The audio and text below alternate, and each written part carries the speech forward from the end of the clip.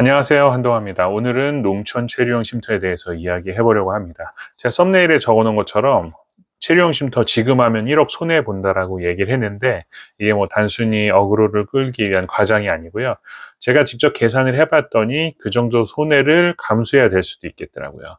이게 뭐 나쁘다, 뭐 좋다 이런 얘기를 하려고 하는 게 아니라, 아직 그 법이 온전하게 정착이 되지 않았기 때문에 초기 시도자들은 전체적으로 봤을 때 1억 정도 손해를 볼 수도 있는 구조가 될 수도 있다. 이걸 오늘 설명드리려고 합니다. 제가 그래도 건축을 하는 사람으로서 그거를 세부적으로 다 검토를 해드릴 테니까 끝까지 봐주시고요. 체류용 쉼터에 대해서 문의사항 있으면 언제든지 연락을 주십시오.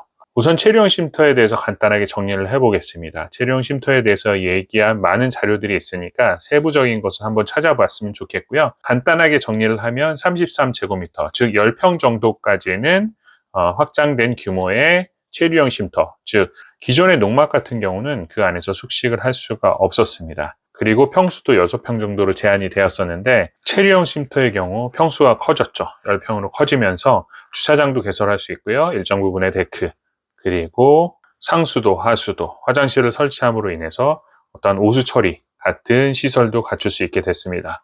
즉 간단하게 기존에 쓰던 농막에서 어떤 숙식을 해결할 수 있고 활용 범위가 커졌다고 설명을 하면 될 것 같습니다.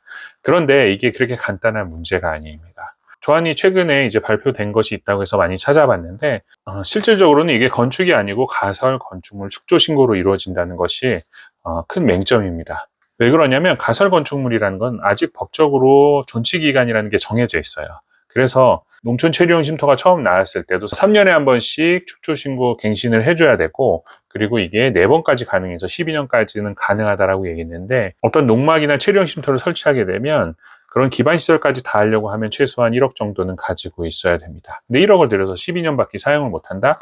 이게 가장 큰 맹점입니다. 그래서 이 점에 대해서 많은 문제가 제기되고 민원이 제기되어서 연장이 가능할 수 있게끔 해준다고 했지만, 이번에 발표된 것을 보니까 그것에 대해서 특별하게 적용되는 사례는 없기 때문에 이것이 나중에 독이 될 수도 있습니다. 제가 한번 예를 들어볼게요. 화장실을 설치할 수 있다는 건 상수도 시설과 하수 시설, 그리고 오수 처리를 할 수 있는 오수관이나 정화조를 설치해야 한다는 것입니다. 그러면 이 시설들이 간단하게 관만 연결하면 되는 것이냐? 그렇지 않습니다. 이것은 건축법에 의해서 엄연히 규제하고 있는 부분들이 있기 때문에 이것을 내가 단순히 설치만 하는 것으로 끝나고 있지는 않고요.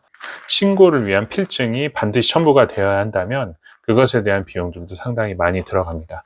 그러면 이제부터는 농촌 체류용 쉼터를 설치한다고 가정을 해보고 그것에 대한 비용들을 하나하나 계산을 해보겠습니다.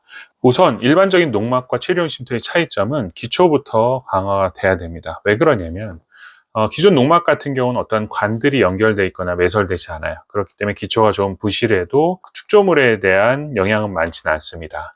그래서 일반적인 농막 같은 경우는 내 모퉁이에 주춧돌 같은 것만 잘 쌓아놓고 가설하는 경우가 상당히 많아요.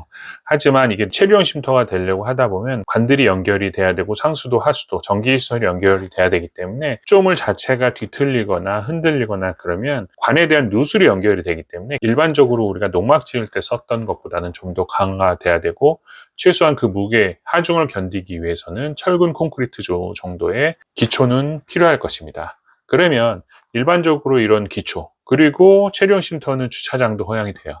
주차장이 단순히 터만 있으면 주차장으로 사용할 수 있게 해줄지, 아니면 신고 당시에 최소한의 묵은 콘크리트라도 쳐서 준공 시에 일정 부분 갖춰야 되는 주차장처럼 어떤 형태를 갖춰야 된다. 그러면 일반적으로 기초 비용이 우리가 단순하게 생각했던 주춧돌 놓는 형태로서 끝나는 것이 아니라 최소 1000에서 1500 정도의 비용을 들여서 콘크리트 기초와 묵은 콘크리트 주차장, 이 정도는 개설이 되어야 될 것입니다. 여기서 비용이 좀 늘어날 것이고요. 그리고 우리가 상수도, 전기를 끌어오려면 관만 연결하면 되는 것으로 생각할 수 있겠지만, 체류용 쉼터는 농지에 가설을 하는 거기 때문에 몇 미터를 끌어와서 달아야 될지 그것은 가늠할 수 없습니다. 그래서 그런 시설들을 내 돈 들여서 끌어오려고 한다면 그것도 거리에 따라 뭐 비용은 천차만별이겠지만 최소한 300~400만 원의 어떤 시설비를 투자를 하셔야 될 겁니다. 여기에 난방을 위한 가스를 설치하시려고 하신다. 그러면 도시가스를 끌어오는 건 불가능하기 때문에 요즘 그 LPG통, 최적 시설 그 둥그런 통 같은 거 있잖아요. 그런 시설물을 최소한 설치를 하려고 한다 보면 또 그런 것도 한 4,500 정도의 설치 비용이 들 것입니다. 물론 가스까지 끌어오지 않는다 하시더라도 난방을 위해서는 단열이 일반 농막보다는 훨씬 더 강화가 돼야 되기 때문에 이거는 제가 뒤에 가서 좀 더 설명을 드리겠지만 그런 건축물에 대한 비용들이 좀 더 늘어날 것입니다. 설령 그게 아니라 하더라도 일단 관이 연결되다 보면 그 건축물이 튼튼하게 내력을 갖춘 구조물을 갖춰야 되기 때문에 그런 것들 또한 시설물이 들어갈 거고요. 특히 화장실이 설치가 되면 오수 처리해주는 어떠한 시스템이 분명히 갖춰져야 됩니다. 그렇게 되다 보면 최소한 정화조를 묻으셔야 될 거고요.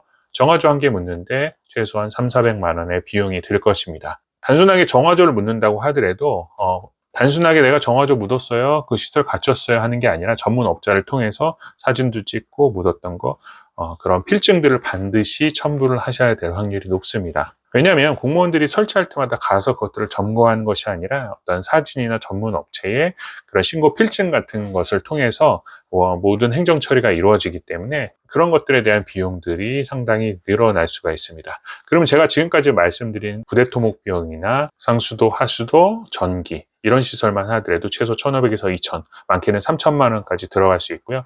부지 정리하고 이런 것들도 포크레인 한도만 불러도요, 요즘에 뭐 돈 1, 200 나가는 거는 우스운 일이기 때문에 그런 비용들을 투자를 더 하셔야지만 체류형 쉼터 설치가 가능합니다. 그러면 벌써 정리하고 어떤 시설물을 갖추는데, 농막이 없었던 시설물을 갖추는 데만 해도 최소 2~3천 정도는 더 들었죠. 여기다가 체류형 쉼터 요즘 건축박람회나 이런 데 나가다 보면 10평 정도 기준으로 최소 뭐 5천에서 6천 정도, 그것도 부가세를 포함한 경우도 있고 아닌 경우도 있고요. 기초나 설치비 이런 비용까지 더 하게 되면은 5천만 원 정도의 설치 비용이 들어갑니다.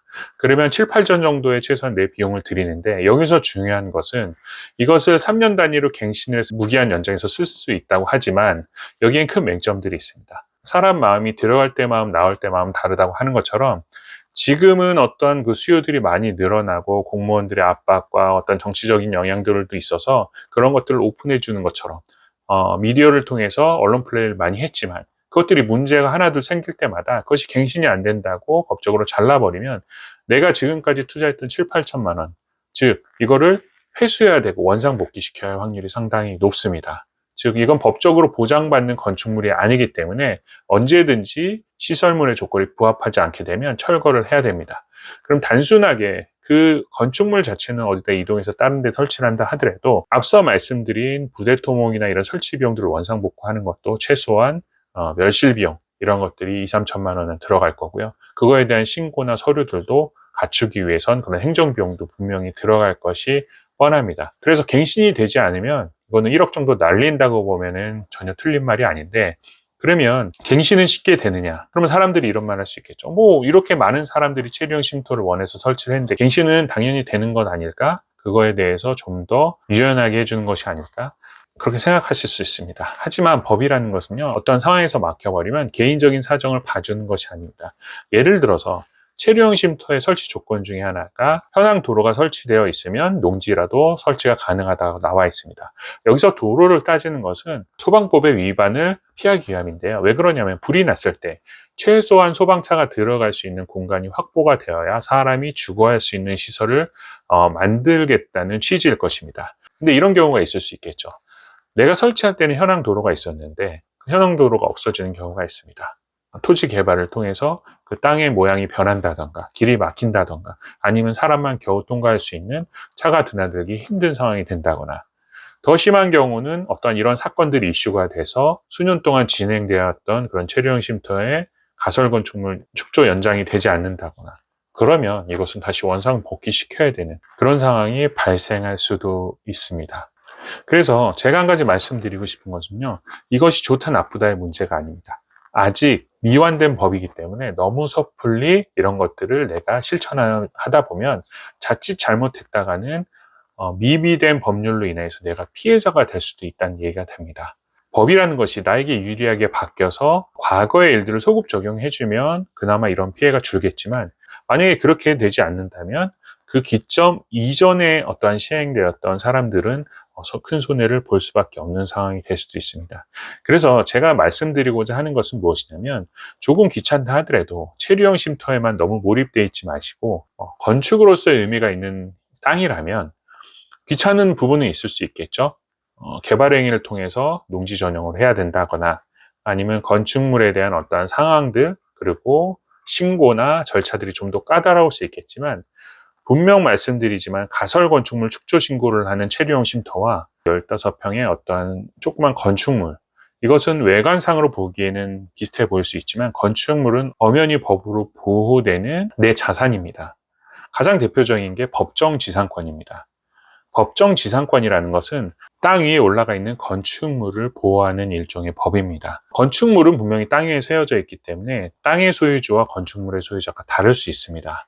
물론 법정지상권이 성립되기 위해서는 건축물이 올라갈 때 토지 주인과 건축물의 주인이 동의를 해야 되지만, 향후에 어떠한 사건이나 개인적인 사정에 의해서 땅의 소유가 바뀌어 버릴 수도 있습니다. 그러면 그 땅 주인이 이 건축물을 함부로 부실 수가 없습니다. 왜냐하면 이 건물은 법정지상권에 의해서 보호를 받는 건축물이 되기 때문입니다. 그래서 저는 감히 추천드리는 바는, 체류형 쉼터가 요즘 이슈가 많이 되고 농지를 갖고 계신 분들한테 다양한 혜택을 주는 것 같지만, 혜택이란 생각에 매몰되어서 더 좋은 방법들을 찾지 않게 되면 나중에 정말 1억 가까이 손실을 보실 수도 있습니다. 그래서 농지에다가 혹은 농촌에 가서 어떤 전원생활, 이런 것들을 하고 싶다면 다양한 좋은 방법들이 있기 때문에 굳이 체류형 쉼터에 너무 집착하지 마시고요. 이것이 나에게 맞는 건가 다시 한번 검토를 해보시길 바라고, 지속적인 농촌 생활과 아니면 농업법인, 농업회사 같은 거를 차리고 어떤 그런 생활들을 영위해 가고 싶으신 분이라면,